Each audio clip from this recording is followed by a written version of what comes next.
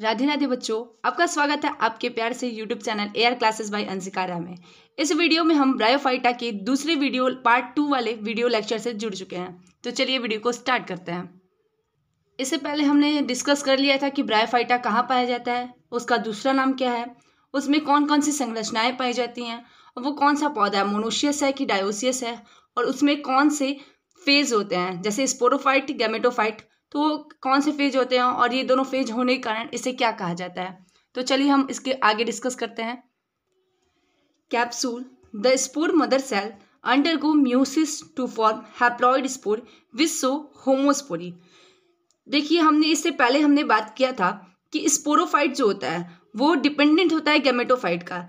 ये एक gametophyte फिटिक plant है, मतलब गैमेटोफाइट उसका पार्ट है जिसपे से ये स्पोरोफाइट निकला है।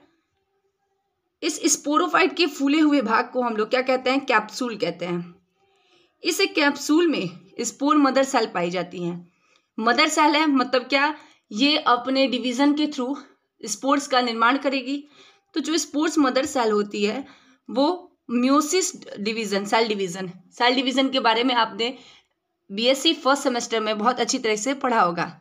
तो जो म्यूसिस सेल डिवीजन के थ्रू वो हैप्लॉइड स्पोर का निर्माण करती है।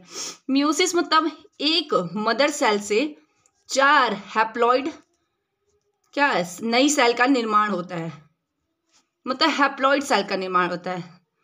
तो स्पोर मदर सेल से म्यूसिस के थ्रू हैप्लॉइड स्पोर का निर्माण करती है, जो क्या होता है, होमोस्पोरी होता है, मतलब सिमिलर साइज के होते हैं। होमो मतलब होता है सिमिलर और स्पोरी मतलब साइज, जिनका साइज जो आकार जो होता है वो क्या होता है, समान होता है, तो उसको होमोस्पोरी कहते हैं। मतलब अगर एक ये इसमें से मदर सेल जो होगी वो हैप्लॉइड स्पोर का निर्माण करेगी, और जो हैप्लॉइड स्पोर होंगे उनका आकार क्या रहेगा, सेम ही रहेगा, ना कोई बड़ा होगा ना कोई छोटा होगा, ऐसे नहीं होगा, उसको हेट्रोस्पोरी कहते हैं। लेकिन होमोस्पोरी जिनका साइज सेम हो। This 2 phases show alternation of generation. 2 phases मैंने अभी पहले बताया कि स्पोरोफाइट और गैमेटोफाइट ये जो है ये 2 फेज होता है, ठीक। स्पोरोफाइट और गैमेटोफाइट कौन कौन से फेज होते हैं इससे पहले वाली वीडियो में मैंने बहुत अच्छी तरह से डिटेल में डिस्कस किया है और फिगर बना के, तो आप प्लीज़ उसे जाकर जरूर देखिएगा। तो ये जो 2 फेज होते हैं एक के बाद एक चलते रहते हैं, एक क्रम में रहते हैं, साइक्लिक क्रम में रहते हैं। तो एक क्रम में रहने के कारण ही इनको क्या कहते हैं, अल्टरनेशन ऑफ जनरेशन कहते हैं।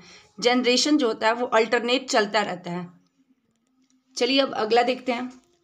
Sex organ are multicellular. Sex organ जो होते हैं मल्टी सेलुलर होते हैं। मल्टी सेलुलर मतलब बहुत सारी कोशिकाओं से मिलकर बने हुए होते हैं।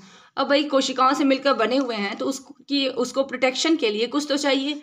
तो जो ब्रायोफाइटा होता है उसके प्रोटेक्शन में, जो उसके सेक्स ऑर्गन होते हैं उसके प्रोटेक्शन के लिए एक जैकेट होता है। जैकेट मतलब लेयर टाइप की संरचना होती है। अब सेक्स ऑर्गन कौन कौन से होते हैं, मेल और फीमेल तो पता है। तो मेल में कौन सा रहेगा, एक होगा एंथ्रीडियम, और सेक्स फीमेल ऑर्गन जो होता है वो आर्चिगोनियम होता है। ये लाइन उसी को प्रदर्शित करती है कि male sex organ is called antheridium and female sex organ as archegonium.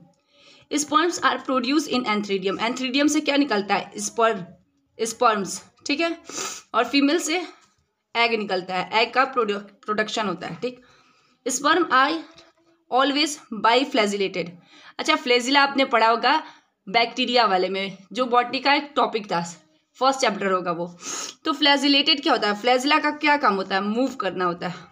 Flagella का काम मूव करना होता है। ये पतली रेसे जैसी संरचनाएं होती हैं फ्लैजिला, ठीक।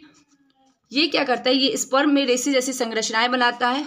जो एक मान लीजिए ये स्पर्म है, ठीक है, इसमें 2 फ्लैजिला रहेगा।